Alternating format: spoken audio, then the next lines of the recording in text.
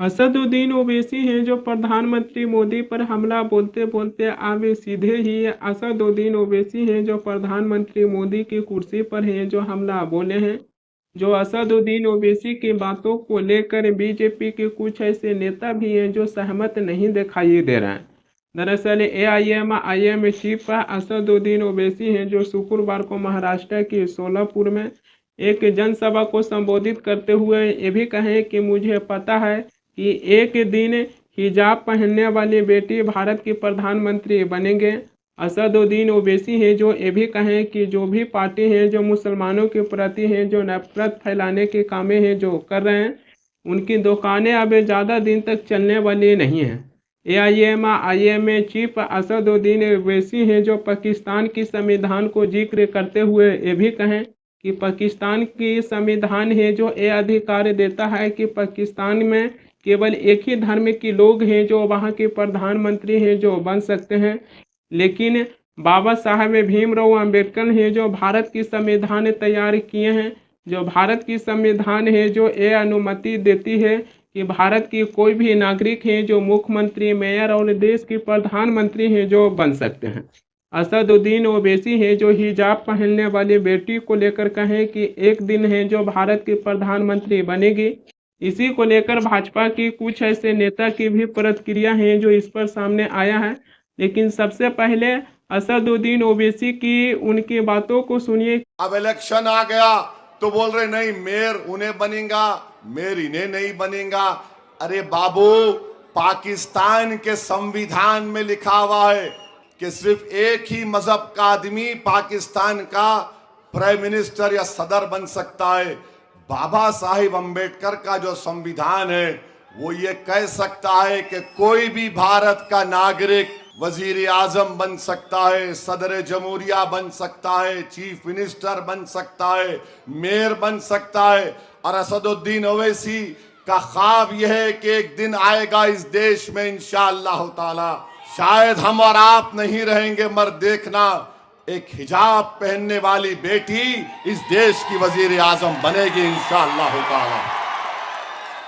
हम नहीं रहेंगे, शायद हम जमीन में जाकर हमारी हड्डियां भी घुल जाएंगी, मगर देखना एक दिन वो दिन आएगा।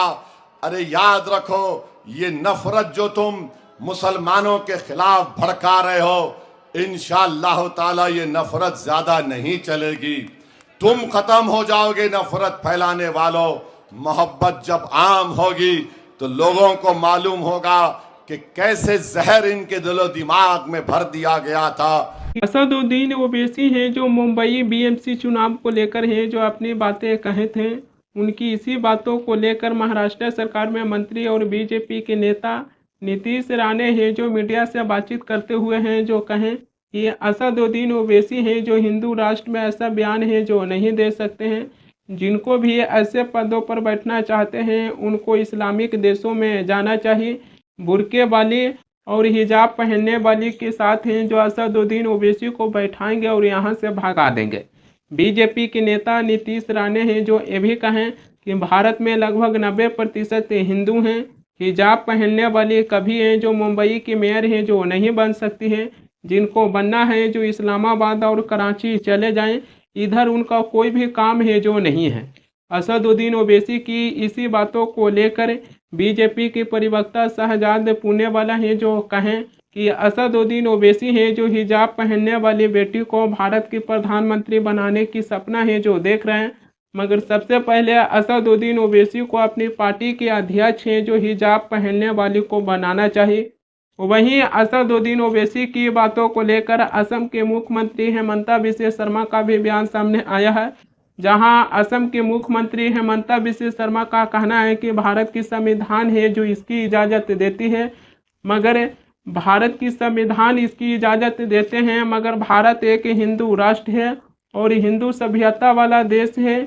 इसलिए मुझे पूरा विश्वास है कि हिजाब पहनने वाली बेटी कभी भारत की प्रधानमंत्री नहीं बनेगी। एक हिंदू व्यक्ति ही भारत के प्रधानमंत्री हैं जो बनेंगे। असदुद्दीन ओवैसी की इसी बातों को लेकर जगत गुरु रामभद्राचार्य का भी बयान सामने आया है, जिसमें उनका कहना है कि हिजाब पहनने वाली बेटी भारत की प्रधानमंत्री नहीं बनेंगे। साड़ी पहनने वाली हैं जो भारत की प्रधानमंत्री बनेंगे। असदुद्दीन ओवैसी की बातों को लेकर बीजेपी के नेता से लेकर जगत गुरु रामभद्राचार्य हैं जो अपने बयाने दिए हैं। असदुद्दीन ओवैसी हैं जो हिजाब पहनने वाली बेटी को भारत की प्रधानमंत्री बनने की बातें हैं जो कहें।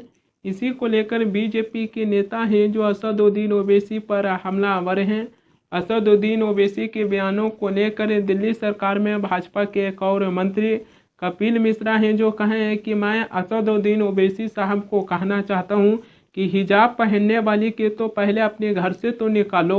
उन्हें जो घर से निकलने नहीं देते हो और नहीं पढ़ाई करने दे रहे हो, उन्हें ट्रिपल तलाक और हलाल में कुचल कर रखे हुए हो। अगर इतना ही बुर्का और हिजाब पहनने वालों को कुचलोगे तो वही होगा जो ईरान में हो रहा। एक दिन असदुद्दीन ओवैसी साहब को बुर्का पहनकर है जो यहाँ से भागना पड़ेगा।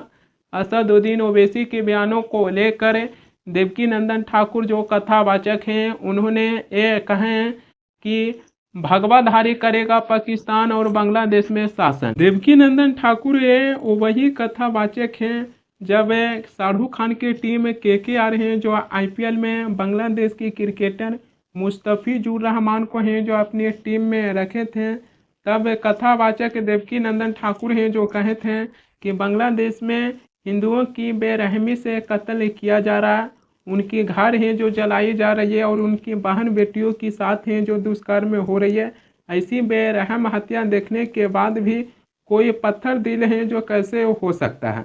देवकीनंदन ठाकुर हैं जो ये भी कहे थे कि बांग्लादेश में इतना कुछ होने के बाद भी शाहरुख खान की टीम में KKR हैं जो अपनी टीम में बांग्लादेश की क्रिकेटर मुस्तफिजुर रहमान को हैं जो कैसे रख सकते हैं। देवकीनंदन ठाकुर हैं जो बांग्लादेश में हिंदुओं पर अत्याचार हो रही है उसकी हैं जो चिंता जताए हैं, लेकिन जब पाकिस्तान से आए हुए आतंकवादी जम्मू कश्मीर के पहलगाम में हैं जो हमारी 26 पर्यटकों की हैं जो मौत की घाट उतार दिए, उसको लेकर हैं जो आज कथावाचक देवकीनंदन ठाकुर हैं जो चिंता नहीं जताए हैं, बांग्लादेश के हिंदुओं को लेकर हैं जो चिंता कर रहे हैं।